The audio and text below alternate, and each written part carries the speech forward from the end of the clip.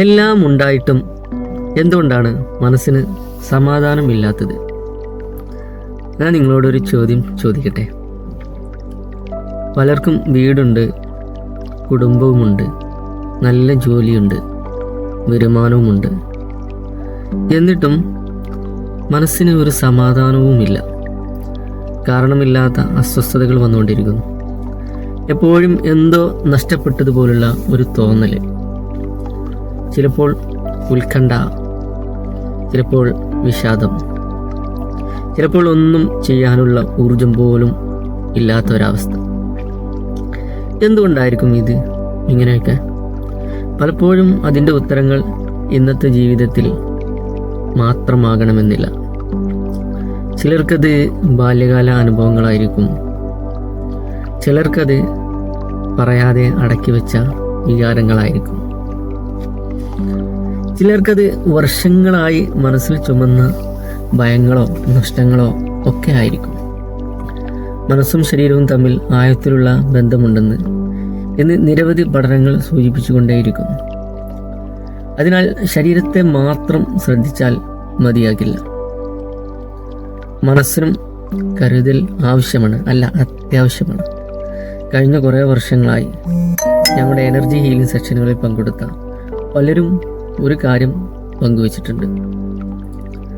മനസ്സിന് ഒരു വലിയ ആശ്വാസം ലഭിച്ചു. ഉത്കണ്ഠ കുറഞ്ഞതായിട്ട് തോന്നുന്നു. ഉറക്കം അതിൻ്റെ ക്വാളിറ്റി മെച്ചപ്പെട്ടു. വീണ്ടും പ്രത്യാശ തോന്നാൻ തുടങ്ങി.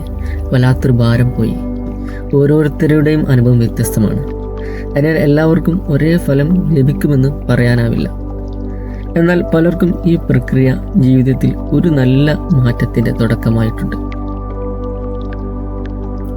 ഏറ്റവും സന്തോഷകരമായ കാര്യം ഇതിനായി നിങ്ങൾ നേരിട്ട് വരണമെന്നില്ല എന്നുള്ളതാണ്. ഞങ്ങൾ ഓൺലൈനിലൂടെയും ലൈവ് ഗ്രൂപ്പ് സെഷനുകളിലൂടെയും വ്യക്തിഗത സെഷനുകളിലൂടെയും നിങ്ങളുടെ ഈ യാത്രയിൽ പിന്തുണയ്ക്കുന്നു. നിങ്ങൾ ആവശ്യമായ മെഡിക്കൽ അല്ലെങ്കിൽ മാനസികാരോഗ്യ ചികിത്സ തുടരുന്നതിനോടൊപ്പം മനസ്സ് ശരീര ബാലൻസ് മെച്ചപ്പെടുത്താൻ സഹായകരമായിട്ടുള്ള ഒരു സമീപനമായി ഈ യാത്രയെ നിങ്ങൾക്ക് അനുഭവിച്ചറിയാം. ഒരുപക്ഷെ നിങ്ങൾ അന്വേഷിക്കുന്ന മാറ്റം പുറത്തായിരിക്കില്ല, നിങ്ങളുടെ ഉള്ളിൽ തുടങ്ങുന്ന ഒരു ഹീലിംഗ് യാത്രയിലായിരിക്കാം. ഈ വീഡിയോ നിങ്ങളെ സ്പർശിച്ചെങ്കിൽ കമൻറ്റിൽ ഒരു വാക്ക് മാത്രം എഴുതാമോ? ഞാൻ തയ്യാറാണ്. നിങ്ങൾ ഈ യാത്രയെക്കുറിച്ച് കൂടുതൽ അറിയാൻ ആഗ്രഹിക്കുന്നുവെങ്കിൽ ഞങ്ങളെ ബന്ധപ്പെടാം. കൂടുതൽ മൈൻഡ് ആൻഡ് ബോഡി ബാലൻസ് വീഡിയോകൾക്കായിട്ട് എന്നെ ഒന്ന് ഫോളോ ചെയ്യണേ.